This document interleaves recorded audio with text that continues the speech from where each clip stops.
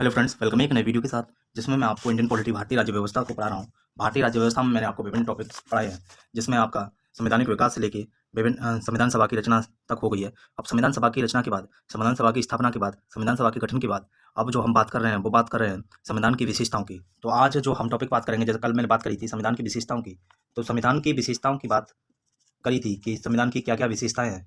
विशेषताओं के बारे में मैंने बात करी थी। तो क्या क्या संविधान की विशेषताएं, इस बारे में मैंने आपसे कल आपको पढ़ाया था।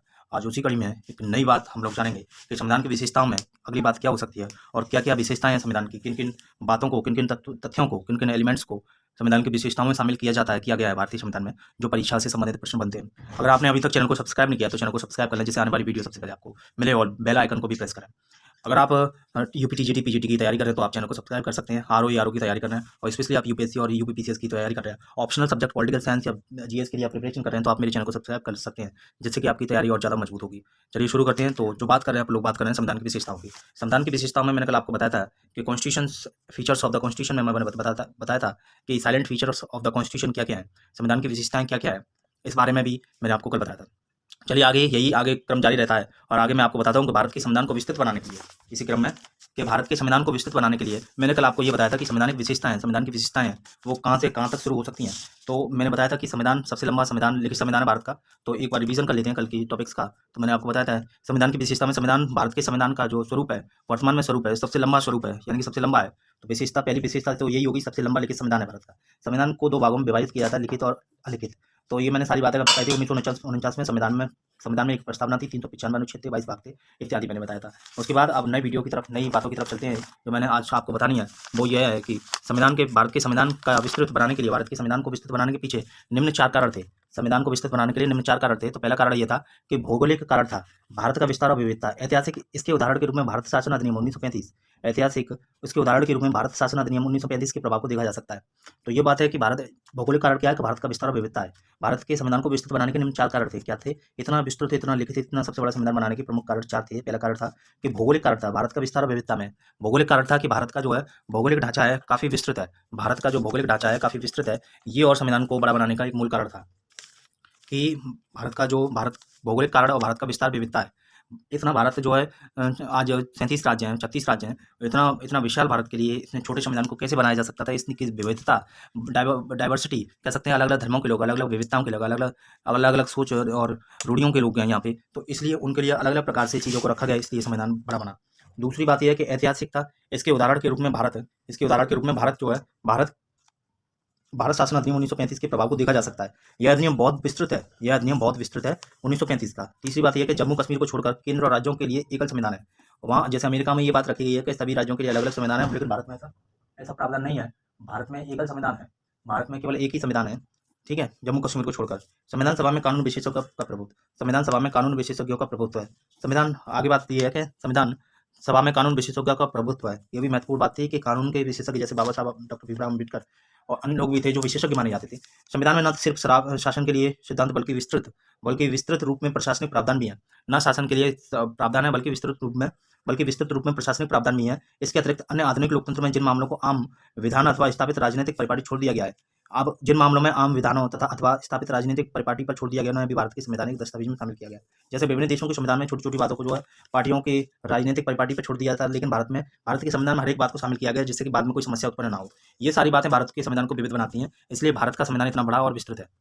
जैसे विभिन्न स्रोतों से विविध है। भारत के संविधान ने अपने अधिकार उपबंध विश्व के कई अन्य देशों के भारत शासन अधिनियम उपबंधों से लिए। भारत के संविधान ने अपने अधिकतर उपबंध विश्व के कई देशों के संविधानों और भारत शासन अधिनियम 1935 के उपबंधों से लिए हैं। डॉक्टर अंबेडकर ने गर्व के साथ यह घोषणा की थी कि भारत के संविधान का निर्माण विश्व के विभिन्न संविधानों को छानने के बाद किया गया है। तो दूसरी विशेषता विभिन्न स्रोतों से विहित संविधान। तो जैसे कि भीमराव अम्बेडकर बाबा साहब ने भी ये बात लिखी है, पुस्तक भी कह रही है कि डॉक्टर अम्बेडकर ने गर्व के साथ घोषणा की थी कि भारत के संविधान का निर्माण विश्व के विभिन्न संविधानों को छानने के बाद किया गया है। तो विभिन्न देशों के संविधान को छाना गया, जैसे अरस्तु ने 158 देशों के संविधान को छाना था, उसी तरह बाबा साहब ने भी, डॉक्टर अम्बेडकर ये कह रहे हैं कि उन्होंने भी ये संविधान बड़ी मुश्किल से विभिन्न देशों के संविधान को छानने के बाद बनाया गया। खैर, नेक्स्ट है संविधान का अधिकांश ढांचा हिस्सा भारत शासन अधिनियम 1935 से लिया गया है। भारत का अधिकांश ढांचागत हिस्सा भारत शासन अधिनियम 1935 से लिया गया है। संविधान का दार्शनिक भाग, जिसमें मौलिक अधिकार राज्य के नीति निर्देशक सिद्धांत क्रमशः अमेरिका और आयरलैंड से हैं। तो मौलिक अधिकार जो है अमेरिका से है, राज्य के नीति निर्देशक सिद्धांत आयरलैंड से हैं। ये बात याद रखने वाली बात है। तो भारतीय संविधान के आगे है संविधान के राजनीतिक भाग जैसे कैबिनेट, सरकार का सिद्धांत और कार्यपालिका और विधायिका के संबंध का अधिकांश हिस्सा ब्रिटेन के संविधान से लिया गया है। तो ये भी बात जानने की है भारत के संविधान के आगे बहुत सी बातें आएंगी कि किस देश से क्या लिया है। ये थोड़ा शॉर्ट इंट्रोडक्शन है, ठीक है। तो ये कह सकते हैं कि भारत संविधान के राजनीतिक भाग कैबिनेट, सरकार का सिद्धांत और कार्यपालिका विधायिका के संबंध का अधिकांश हिस्सा ब्रिटेन के संविधान से लिया गया है। नेक्स्ट बात है संविधान के अन्य प्रावधान कनाडा, ऑस्ट्रेलिया, जर्मनी, यूएसएसआर, अब रूस संविधान के अन्य प्रावधान कनाडा, ऑस्ट्रेलिया, जर्मनी, फ्रांस, दक्षिण अफ्रीका, जापान इत्यादि देशों से लिए गए हैं। ये सारी विशेषताएं भारतीय संविधान की हैं। और भी देखते हैं कि भारतीय संविधान की और अन्य विशेषताओं में क्या क्या शामिल किया गया है, जिसके कारण भारतीय संविधान इतना विस्तृत हो गया है और उसकी विशेषताओं में उनको शामिल किया जाता है। तो आगे देखते हैं भारतीय संविधान की विशेषताओं के विशेष उपबंध के क्या क्या विशेष उपबंध भारतीय संविधान की विशेषताओं में किए गए हैं, जैसे कि पीछे भी हमने पढ़ा है।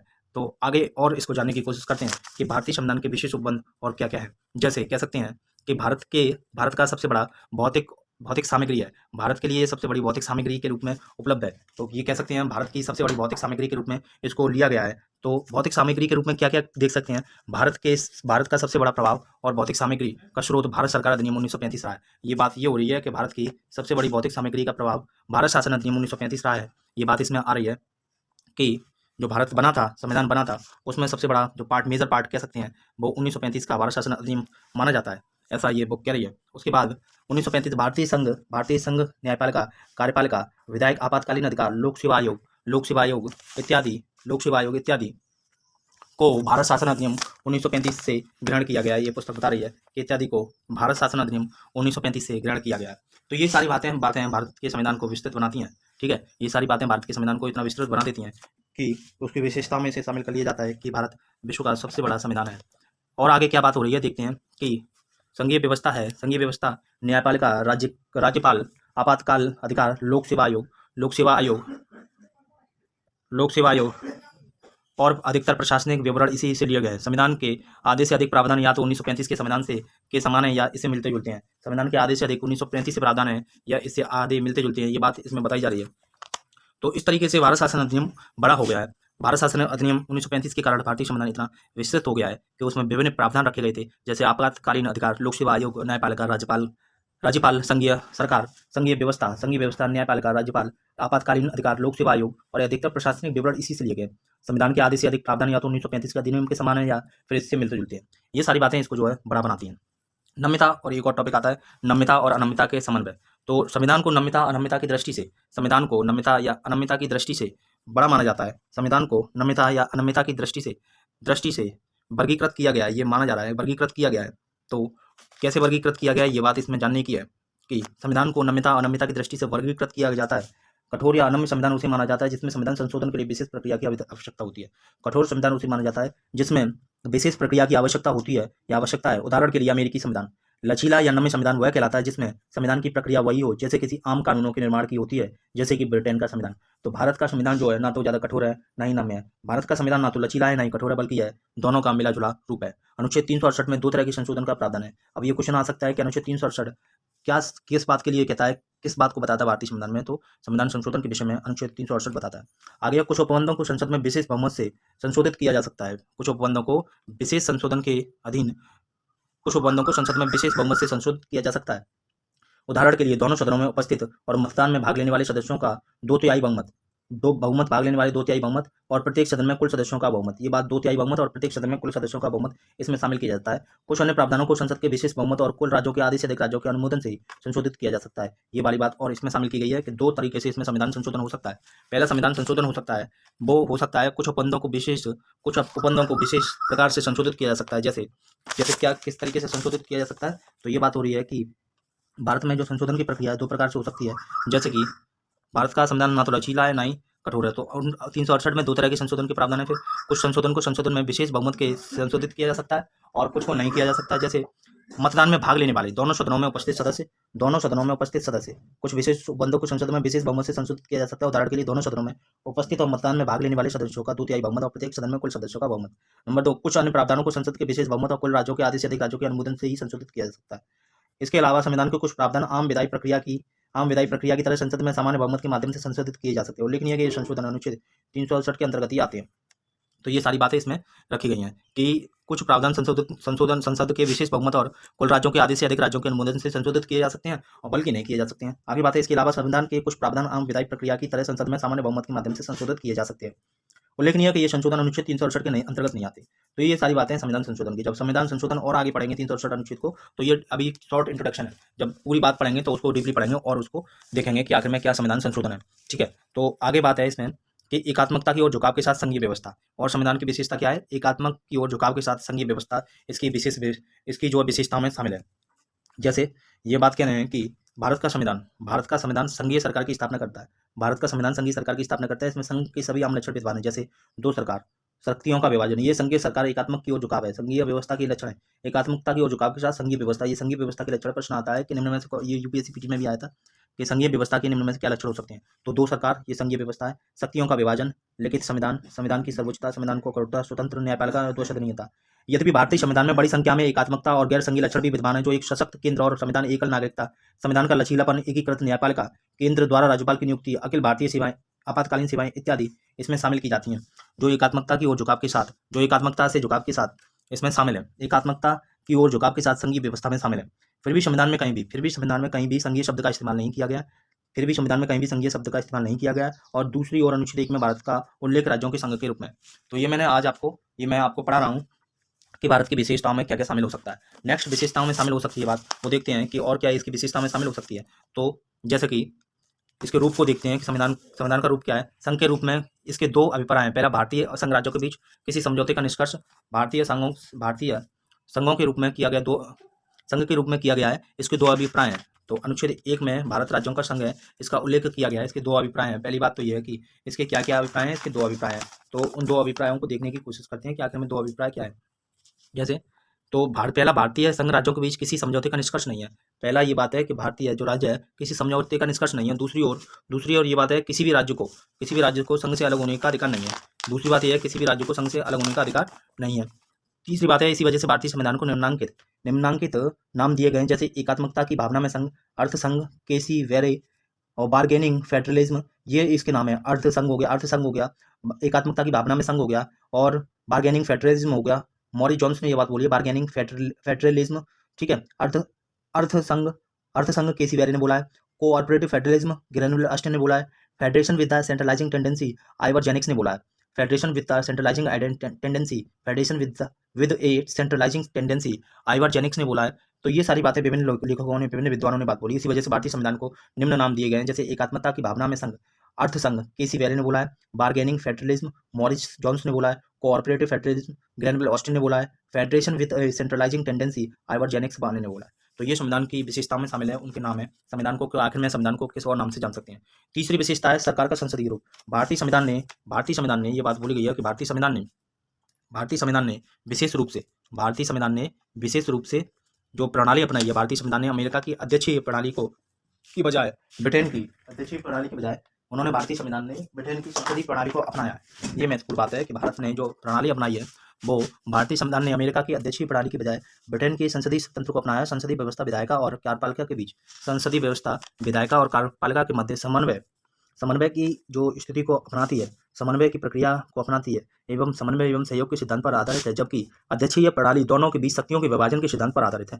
इसलिए भारत ने संसदीय सरकार को रूप को अपनाया, ना कि वो अपनाया। संसदीय सिद्धांत क्या कहता है कि संसदीय प्रणाली को सरकार के वेस्टमिंस्टर को नाम देते हैं रूप, उत्तरदायी सरकार और मंत्रिमंडलीय सरकार के नाम से भी जाना जाता है। जब हम पॉलिटिकल साइंस पढ़ेंगे, सारे सिद्धांत को हम पढ़ेंगे, तुलनात्मक राजनीति को पढ़ेंगे, तो उसमें जानेंगे कि आखिर में वेस्टमिंस्टर रूप क्या होता है। ये तो नॉर्मल टॉक है लक्ष्मीकांत बुक में, और ये कोई ज़्यादा गहरी बात नहीं है। ठीक है, और आप लोग उसमें पढ़ेंगे पॉलिटिकल साइंस में, तो मैं आपको बताऊंगा कि आखिर में वेस्टमिंस्टर क्या रूप होता है सरकार का, और सरकार और मंत्रिमंडलीय सरकार के नाम से जाना जाता है। संविधान केवल केंद्र में ही नहीं बल्कि राज्य में भी संसदीय प्रणाली की स्थापना करता है। भारत में संसदीय प्रणाली की विशेषता निम्नलिखित है। अब संसदीय प्रणाली की विशेषता निम्नलिखित है, जैसे पहली विशेषता ये है कि वास्तविक और नाममात्र की कार्यपालिका की उपस्थिति होती है। वास्तविक एवं नाममात्र की कार्यपालिका की उपस्थिति होती है। नंबर 2, बहुमत वाले दल की सत्ता होती है। ये जो बात हो रही है संसदीय प्रणाली की विशेषताओं की बात हो रही है। वास्तविक नाममात्र के कार्यपालिका की उपस्थिति होती है। बहुमत वाले दल की सत्ता होती है। विधायिका के समक्ष कार्यपालिका की शक्ति जवाबदेही होती है। विधायिका के समक्ष कार्यपालिका की संयुक्त जवाबदेही होती है। नंबर 4, विधायिका में मंत्रियों की सदस्यता भी होती है। नंबर 5, प्रधानमंत्री या मुख्यमंत्री का नेतृत्व होता है। नंबर 6, निचले सदन का विघटन होता है। लोकसभा या विधानसभा हालांकि भारतीय संसदीय प्रणाली बड़े पैमाने पर ब्रिटिश संसदीय प्रणाली पर आधारित है, फिर भी दोनों में कुछ मूलभूत अंतर है। उदाहरण के लिए ब्रिटिश संसद की तरह भारतीय संसद संप्रभु नहीं है। इसके अलावा ब्रिटिश संसद की तरह भारतीय संसद संप्रभु नहीं है। इसके अलावा भारत का प्रधान निर्वाचित व्यक्ति होता है। भारत का प्रधानमंत्री निर्वाचित व्यक्ति होता है, गणतंत्र, जबकि ब्रिटेन में उत्तरदायी व्यवस्था है। ये दोनों में मूलभूत अंतर है।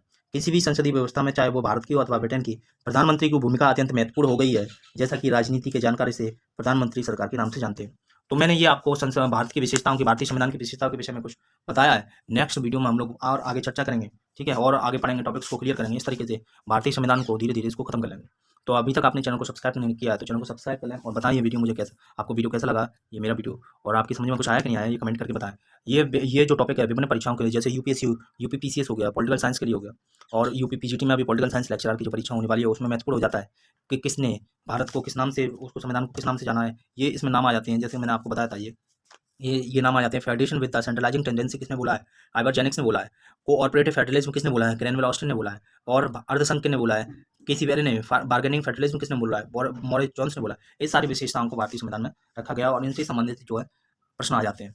तो आज के लिए इतना काफ़ी है। अगले वीडियो में फिर मिलते हैं, तब तक के लिए नमस्कार, टेक केयर, धन्यवाद।